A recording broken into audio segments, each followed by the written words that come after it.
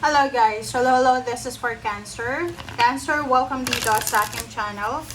Kapalaran 888, welcome guys. Alamin natin kung anong messages, vibration, gabay energy para sa lahat ng Cancer. Okay, so if you are new sa aking channel, please like, share, and subscribe.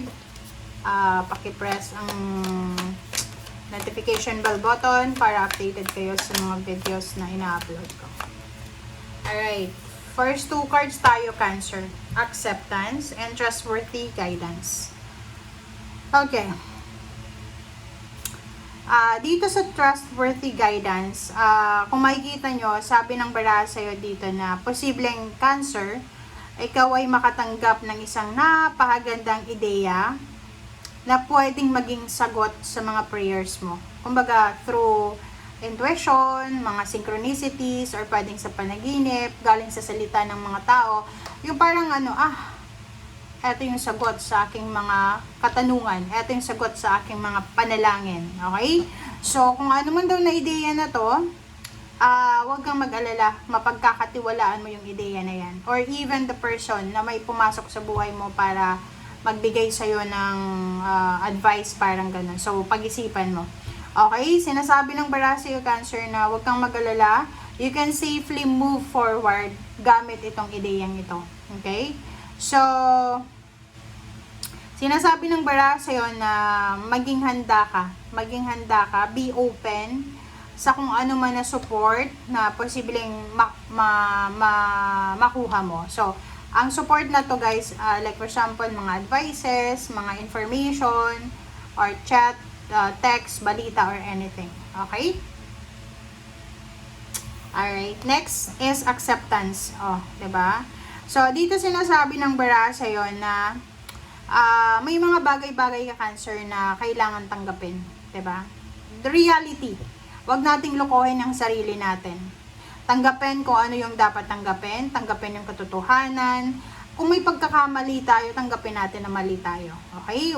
Hindi mababawasan ang pagkatao mo kung tatanggap tayo ng pagkakamali. Acceptance, accept apology, accept like information, like accept na like yung criticism, whatever man, tanggapin natin. Okay? Or even blessings. You need to prepare yourself para sa blessings na yan.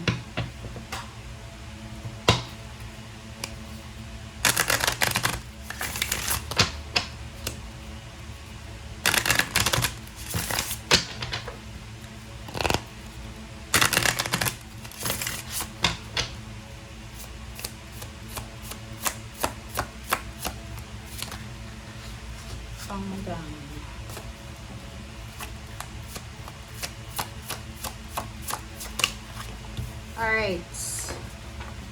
Cancer. You have 3 cards. Pluto, Transformation 1149, Jupiter Return, Benefits, Mercury, Mind. So, nasa Mercury retrograde tayo ngayon. So, sinasabi ng baraha sa'yo dito na yon, pwedeng isa sa mga possible na magkaroon ka ng mga glitches or mga problema is yung mga isip nyo. Okay? May mga times na mabilis kayong maniwala sa mga chismis, sa balita, ganyan, ganito, sa kwento. Yun ang dapat mong iwasan. Okay? Yung message ng baraha sa'yo na umiwas ka sa sobrang overthinking. Sobra na, over pa. So, umiwas ka sa overthinking, overanalyzing, umiwas ka sa inggit, sa selos, envy, okay, deception, parang ganon. Umiwas ka sa mga taong parang mahilig mag-trigger ng emotion. Yung mga taong ganito yon, may kaaway ka, kaaway mo yung pamilya mo, okay, like for example, etong taong ito, lalapit sa'yo or magsisend sa'yo ng message. Tatanungin ka about sa pamilya mo na kaaway mo. Which is, di ba, tinitrigger niya yung emotion mo. Tinitrigger niya yung utak mo. So, medyo, bantayan natin kung anong naiisip natin ngayon. Okay? Next is Pluto Transformation. So, sabi ng baraha sa'yo dito, welcome the transformation. I-welcome mo yung pagbabago na darating sa'yo. Okay? Always welcome tayo sa mga changes na yan.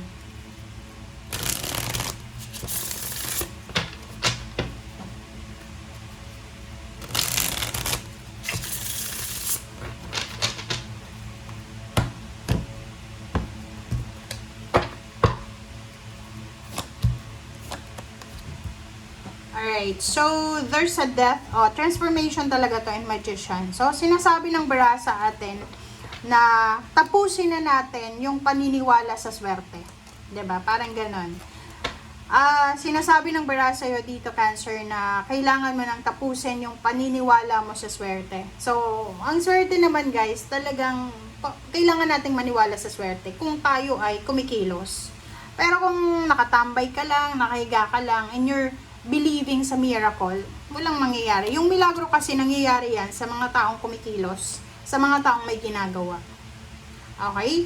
So, 4 of Swords and 0 the Fool. So, sa nakikita ko sa'yo dito, Cancer, may posible kang plano na gawin, or you have something na pinaghahandaan. So, ang sabi ng bara sa'yo dito, importante daw, okay, importante na mag-meditate ka muna, pag-isipan mong mabuti kung ano ito na gusto mong gawin.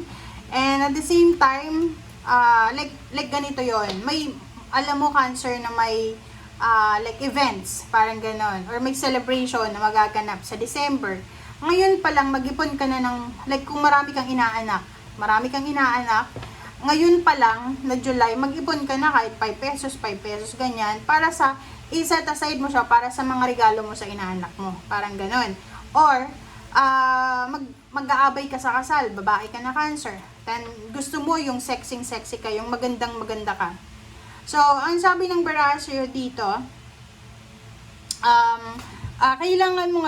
kailangan mong paghandaan, kumbaga yun, maghanda ka, maging, prepare your body, diba, physical, mental, parang ganon. So, ganon lang yun, okay? Alright, next is Justice and 5 of Swords. Sabi ng bara sa'yo dito, wag kang mag-alala, kasi, sa nakikita ko sa'yo dito na parang may mga Cancer na nag-iisip kayo na bakit kaya yung mga taong masasama, sila pa yung umaasenso. Sabi ng baraha dito, wala tayong dapat na tanungin dyan. Kasi unang-una, ang sabi ng baraha sa'yo, if you are waiting for a karma, there's a karma na medyo na-delay lang. Another then is, yung 5 of Swords dito, sinasabi na, if there's a new contract na posibleng darating sa'yo, i-offer sa'yo, renewal of contract or whatever contract man yan, sabi ng bara sa'yo dito, you need to, parang anong sabi dyan? Kailangan mo daw na, anong tawag dito? Kailangan mong pag-isipan muna bago mo i-reject. Kasi may tendency dito, Cancer, na i-reject mo yung kontrata or kung ano pa man na documents na hinihingi sa'yo. Alright. Ang next card natin ay Temperance and 2 of Wands. So, sa nakikita ko sa'yo dito, yun, meron kang gustong gawin, meron kang pinaplano, or maybe ngayon. And sabi ng bara sa'yo dito, kailangan mo daw, Cancer, na pag-isipang mabuti. You need to be patient kasi parang ang nakikita natin dito, masyado kayong impatient. Or may mga nakikita tayo ditong Cancer na masyado kayong nagmamadali. Okay? So, yung pagmamadali nyo dito, Cancer, hindi daw makakatulong. Hindi makakatulong yung pagmamadali mo. And sa ilalim mo dito is 7 of Wands diba? So, ibig sabihin yan, protect what you have ngayon. Ngayon mismo, kung anong meron ka, protect what you have. And at the same time, walang mali sa ginagawa mo. Just continue lang. Pero, sinasabi ng baraha sa'yo dito na pag-isipan natin yung mga next step, next strategy natin sa buhay. Okay? And kung makikita mo sa baraha mo, sabi ng baraha dito, kung may mga tao na nagbibigay sa'yo ng point of view, ng mga criticism, minsan, yung criticism na yan, kailangan natin yan para mag-improve tayo. Huwag nyo silang awayin, okay? Like for example, sa mga tarot, nanonood ka ng tarot reading. Tapos yung reading sa'yo, medyo medyo nasaktan ka. Kasi maybe totoo or pwedeng naging sensitive ka. Huwag kang magalit doon sa nagre-read, okay? Kasi binabasa niya lang yung readings. And, like sa mga nagkikriticize sa'yo, tingnan mo yung criticism kung makakatulong ba yan sa'yo or binubuli ka. Kasi dalawang klase yan It's either binubuli ka or talagang criticize ka lang kasi concern sa'yo. Okay? Thank you for watching.